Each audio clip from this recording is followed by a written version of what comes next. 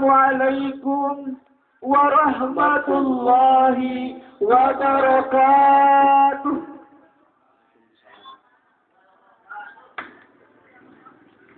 Alhamdulillahilladzi awjaba alaina bibirril walidain.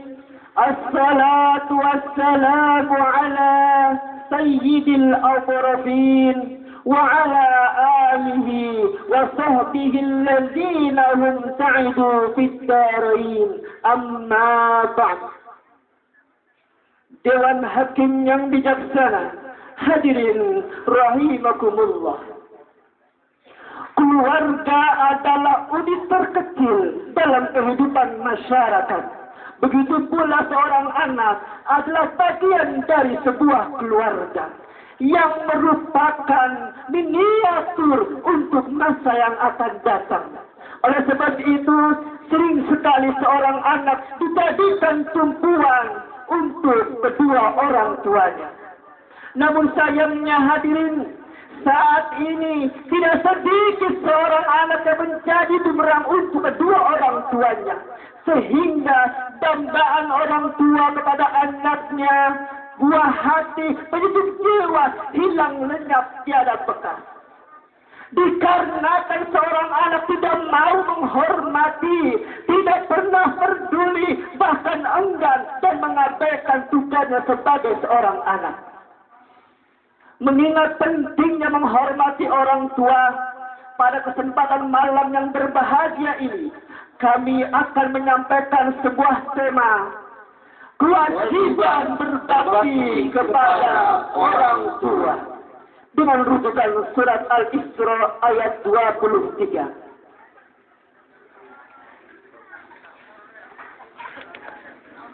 A'udzu billahi minasy syaithanir rajim.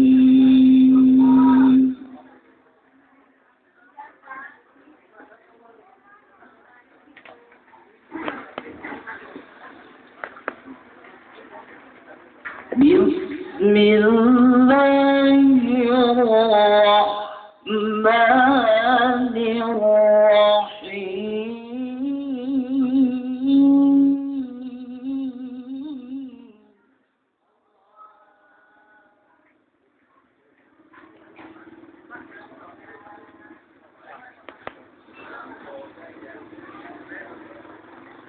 Wa qadara rabbuka alla ta'budu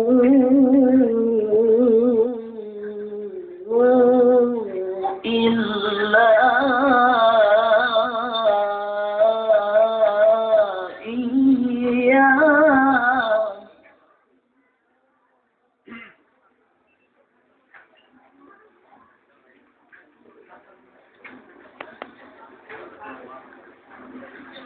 ألا تعبدوا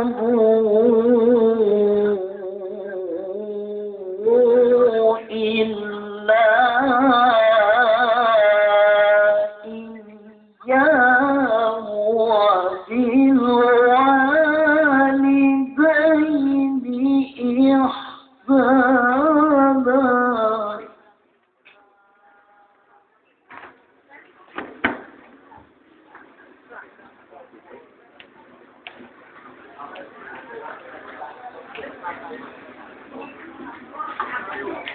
إما يبلغن عندك الكبر أحدهما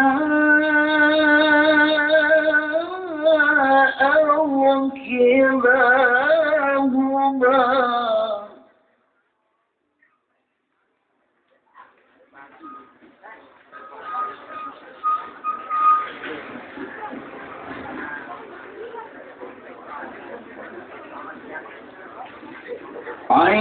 عندك الكبر أحدهما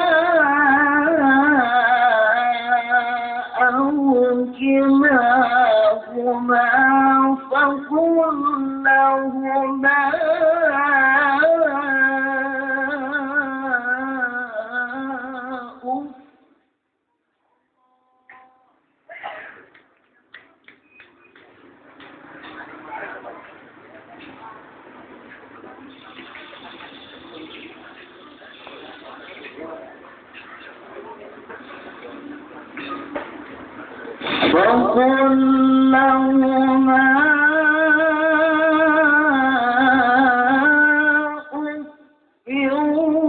ولا تنهرهما وقل لهما قولا كريما. Aku bernaung di bawah naungan-Mu ya Allah dari godaan setan yang terkutuk. Dengan menyebut asma-Mu ya Allah yang maha pengasih tanpa pilih kasih, yang maha penyayang tanpa pandang sayang. Dan Tuhan-Mu telah memerintahkan agar kamu menyembah selain Dia, dan hendaklah Engkau berbuat baik kepada kedua orang tua. Dan sekiranya kedua atau salah satunya dalam penyerahan-Mu sampai lanjut usia, janganlah Kau sesekali mengatakan dan janganlah Engkau membentak, dan ucapkanlah perkataan yang baik. Hadirin rahimakumullah. Dengan firman Allah tadi, kalau kita kaji lebih dalam, apabila dilihat dari kata mata ilmu balaghah, bahwa di dalamnya terdapat dua unsur, yakni nafi dan isbat. Pada lafaz Allah ta'budu illa Iyyah. Di samping itu juga di dalamnya terdapat dua perintah Allah Subhanahu wa taala untuk kita semua. Yang pertama, perintah untuk beribadah kepadanya, dan yang kedua, untuk berbakti dan berbuat baik kepada kedua orang tua. Lalu hadirin, bagaimana cara kita berbakti dan menghormati kedua orang kita? Ayat tadi sudah menjelaskan bahwa yang pertama dilarang untuk mengatakan kalimat sehingga menyinggung perasaan orang tua, bahkan menghancurkan hatinya. Dalam kaidah usul fiqh, mafhum mukhalafah asah wal khitab mengandung arti jangankan memukul atau menganiaya, mengatakan kalimat pun tidak diperbolehkan.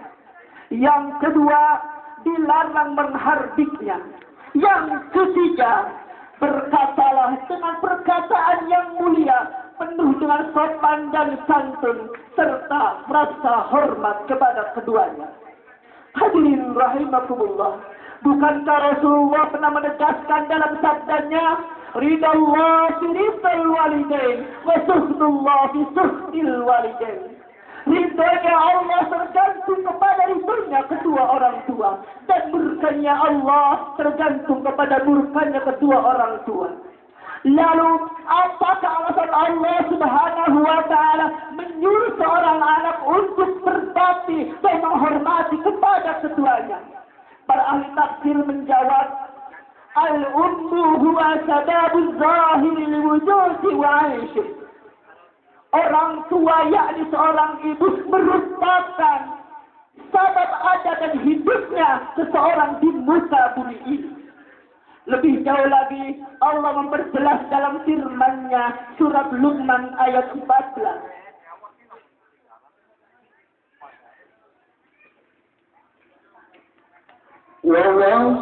وَوَصَّيْنَا الْإِنسَانَ بِوَالِدَيْهِ حَمَلَتْهُ أُمُّهُ وَهْنًا عَلَى وَهْنٍ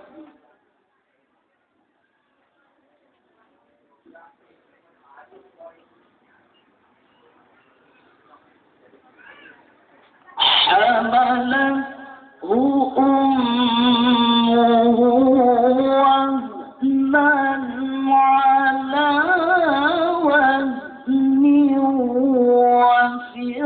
وفصاله في عامين.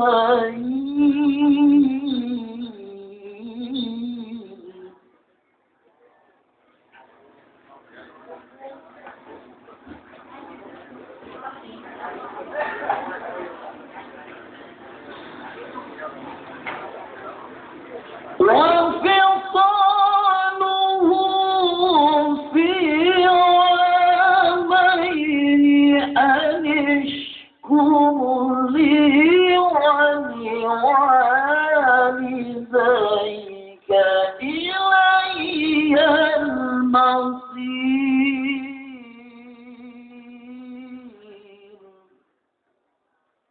Dan aku perintahkan kepada manusia agar berbuat baik terhadap kedua orang tua. Ibumu mengandung dalam keadaan lemah yang bertambah-tambah, dan bersyukurlah kepadaku. Sungguh Allah Maha teliti terhadap yang apa kamu kerjakan. Hadirin rahimakumullah. Apabila kita teliti pada ayat tadi, bahwasannya di dalamnya mengandung penyebab kenapa seorang anak itu dituntut untuk menghormati kedua orang tuanya. Yang pertama, seorang ibu telah mengandung selama 9 bulan dalam keadaan lemah mendalam. Kita bayangkan para hadirin, waktu 9 bulan bukanlah waktu yang sedikit. Artinya 9 bulan dikali 30 hari, dikali 24 jam, dikali 60 menit. Seorang ibu membawa anak yang ada dalam kandungannya, tidak mengenal waktu dan tempat. Ketika di kantor berada dalam perutnya, ketika ke pasar, bahkan ketika tidur pun kita menempel ke perut ibu yang kian hari kian membesar. Yang kedua, di saat nasibnya seorang bayi lahir dari rahim seorang ibu ke dunia ini, seorang penyair berkata, "Anti tabki wan nas haulika yadhakuna surura." Engkau lahir dalam keadaan menangis, dan manusia yang ada di sekeliling kamu tertawa dan bergembira. Pantas para hadirin, ketika Rasulullah Sallallahu Alaihi Wasallam ditanya oleh seorang sahabat bertanya kepada Rasulullah, "Ya Rasulullah, siapakah orang yang pertama kali aku hormati?" Kala Rasulullah, "Ummuka," ibumu. Sudah kalaman ya Rasulullah. Kala Rasulullah, "Ummuka," ibumu. Subhanallah ya Rasulullah. Kala ummuka, ibumu. Subhanallah ya Rasulullah. Kala abuka, bapakmu. Hadirin rahimakumullah. Sejarah telah mencatat, tidak ada keberkahan, tidak ada kebahagiaan bagi seorang anak yang tidak mendapatkan restu dan ridha dari keduanya. Kan'an ditenggelamkan banjir Allah Subhanahu wa taala. Al-Qamah, sahabat Rasul yang soleh, susah mengeluarkan ruhnya ketika hendak meninggal dunia. Malin kundang dikutuk menjadi batu. Inilah sosok anak-anak yang durhaka kepada kedua orang tuanya. Orang seperti ini tidak akan mendapatkan kebahagiaan dalam hidupnya. Hadirin rahimakumullah. Makanya Rasulullah bersabda, "Al-jannatu tahta aqdamil ummahat." Surga di bawah telapak kaki ibu. Hadirin rahimakumullah. Artinya, bagi seorang anak tidak akan mendapatkan satu kebahagiaan apabila di dalam dirinya selalu membudayakan sikap angkuh, sikap sombong dan tinggi hati di hadapan kedua orang tuanya. Bahkan Gus Jen, seorang yang bijak, mengatakan dalam katanya, jika orang tua itu kaya, maka seorang anak bisa menjadi ratu dan raja. Jika seorang anak menjadi kaya, tidak sedikit orang tua yang dijadikan pembantu. Betul? Hadirin rahimakumullah. Banyak sekali faktor untuk mendirikan, untuk mencetak kader-kader insan yang soleh, insan yang bertakwa. Di antaranya melalui pemerintah kita, baik melalui jalur formal ataupun jalur non-formal. Misalnya, didirikannya taman-taman Islam, mulai dari taman kanak-kanak sampai perguruan tinggi. Didirikannya pesantren-pesantren, organisasi-organisasi Islam. Ini sebagai upaya peningkatan kesinambungan dalam berkeluarga. Allah Subhanahu wa taala berfirman dalam surah At-Tur ayat 21.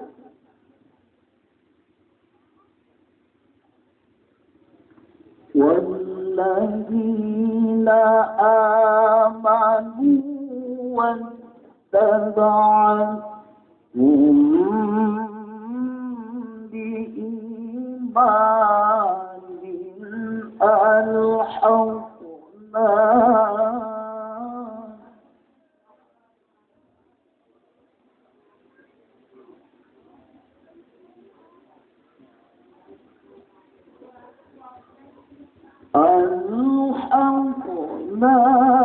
بهم ذريتهم وما ألتناهم من عملهم من شيء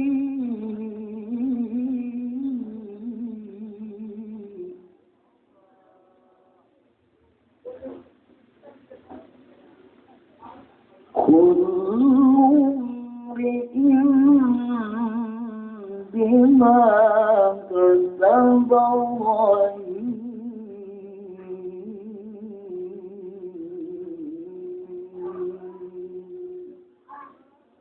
صدق Allahul Azim. Dan orang-orang beriman beserta anak